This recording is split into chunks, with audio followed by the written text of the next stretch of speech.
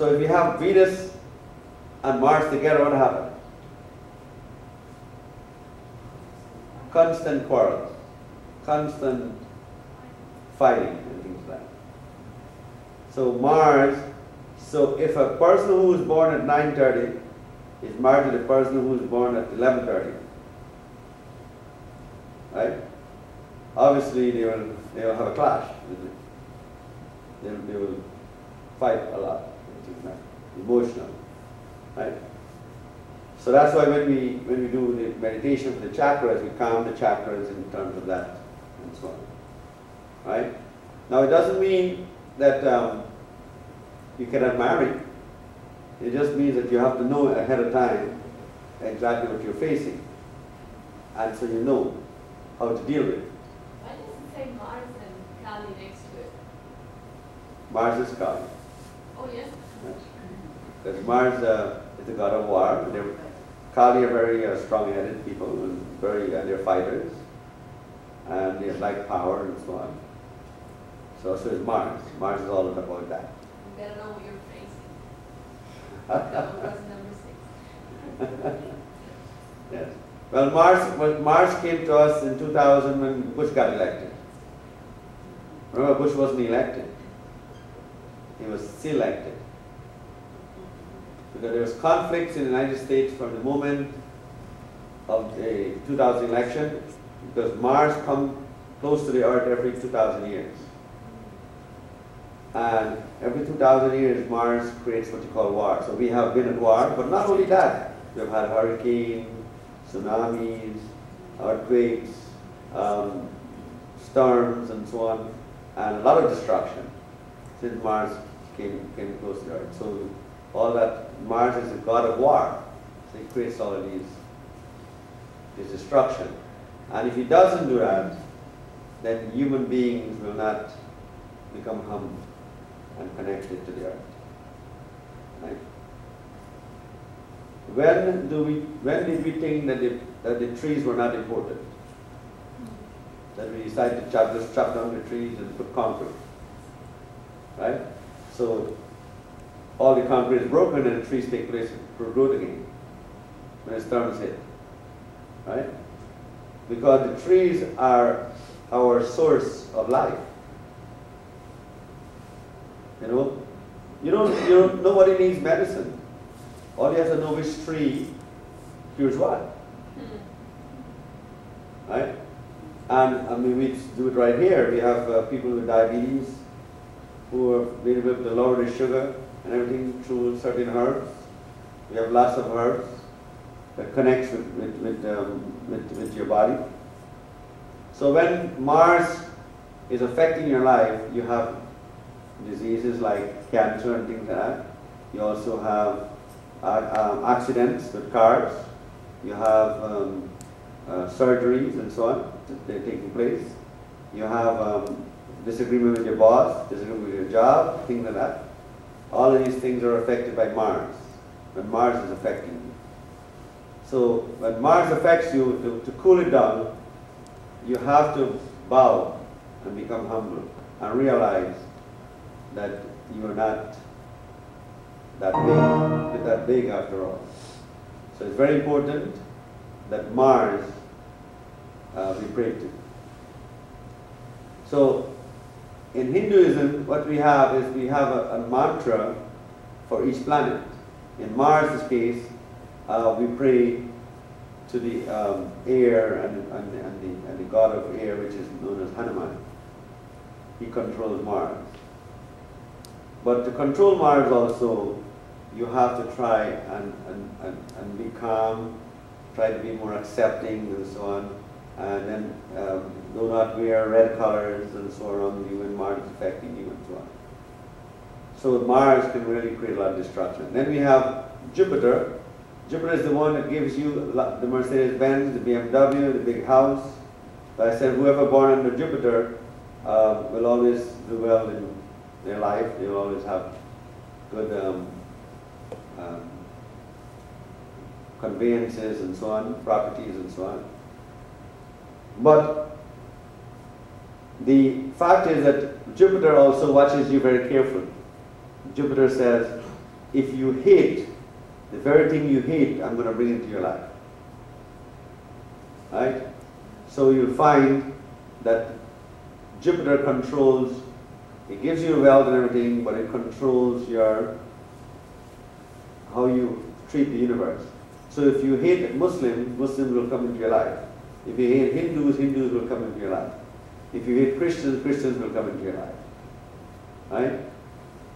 If you hate people who are fat, they'll come into your life. Right? So it's never good to hate.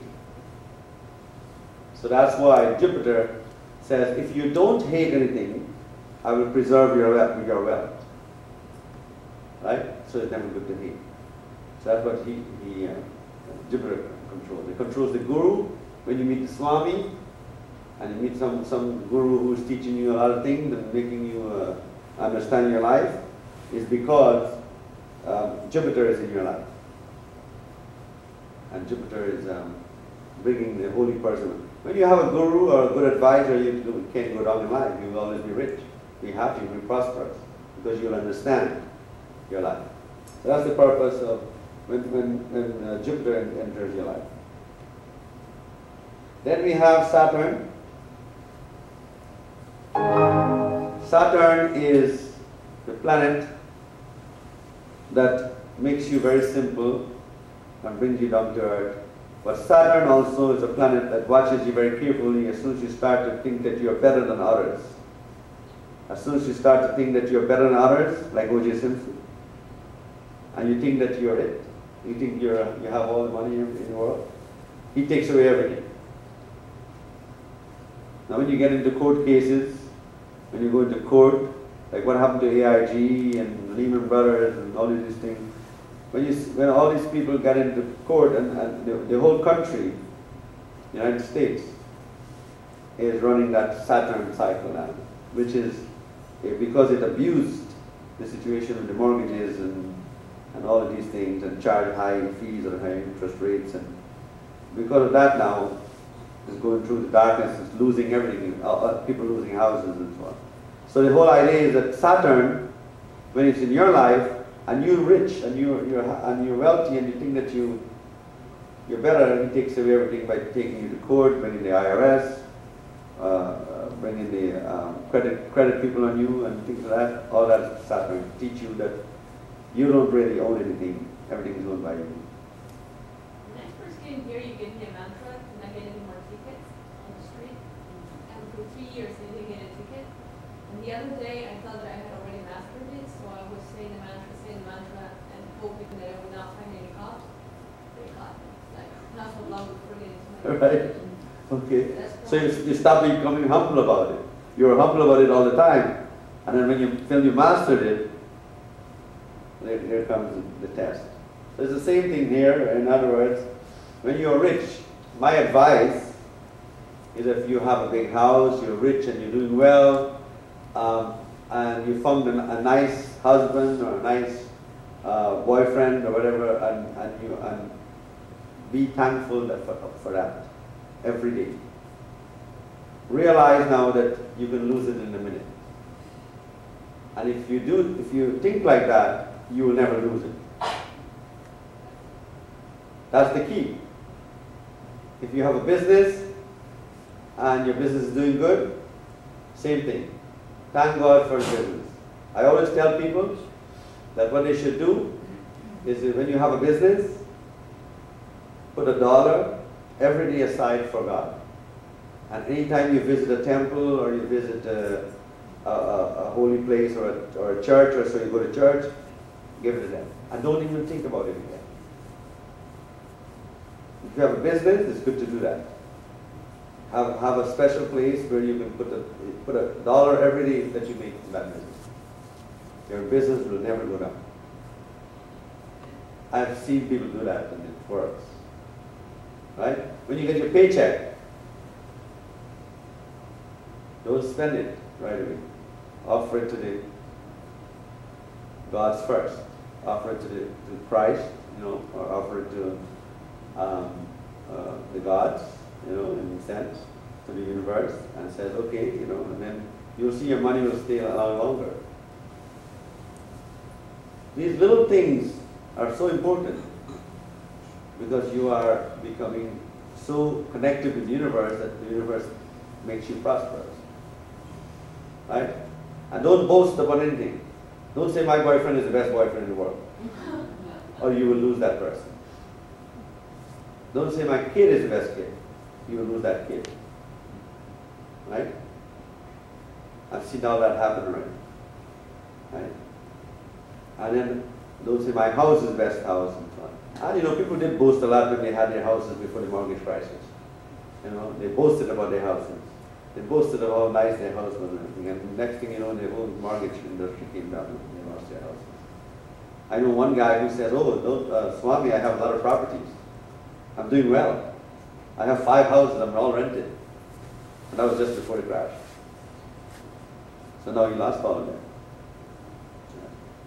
So the whole idea is that Saturn is such a planet, like what it did to Job in the Bible, it tested Job.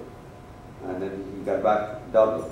So what happens now is that if you are humble about something, if Saturn ever comes into your life, it will give you double because you have been good. So give it to him. When O.J. Simpson, I saw O.J. Simpson, I told him, I said, you know, you have to become religious. And then you will get back everything. But he didn't do that. So he said, turn the other way. He ended up in prison. So the whole idea is that, you know, Saturn is what you call the security guard of the universe. He's the security guard, so he watches you, right? Very carefully. When you do wrong things, you know. So, you know, people come to me and say, Swami, you know, that person is a bad person or so. I will never accept that because I already know that if the person is a bad person, Saturn will take care of it. Saturn will take care of that. Always does. So now, sometimes you believe this, the universe is not watching, it's watching. You know. And then we have a few planets there which are not familiar to you, which is known as Rahu and Ketu. Now Rahu and Ketu are very important. Rahu is the one that controls your drugs and your alcohol, all the things that you do that hurts your body. And Rahu is connected with all the diseases, some of the diseases that we have, and Ketu also is connected with cancer and TB and diabetes and so on. Now, why don't we realize sometimes that when we get sick or when we get drunk, it's because of something that we take that was made by plants? You notice that? The sugar comes from the sugar cane. So it causes diabetes. So why do you think a drug will cure it? A drug will not cure that. Or you have to take another plant to cure it. Everything that happens to us comes from a plant. Your diabetes comes from sugarcane. Your alcohol comes from yeast. The beers are made of the yeast, right? Whiskey is made from what? Oats? Yes? Show me everything that that causes your disease, and I'll tell you it comes from a plant. Marijuana. They have medical marijuana. And cocaine comes from a leaf, right? Cocaine comes from a leaf. Everything that makes you sick, everything that gives you your disease, comes from a plant. So therefore, how should we cure it? From another plant. So that's why we have the herbs. Right?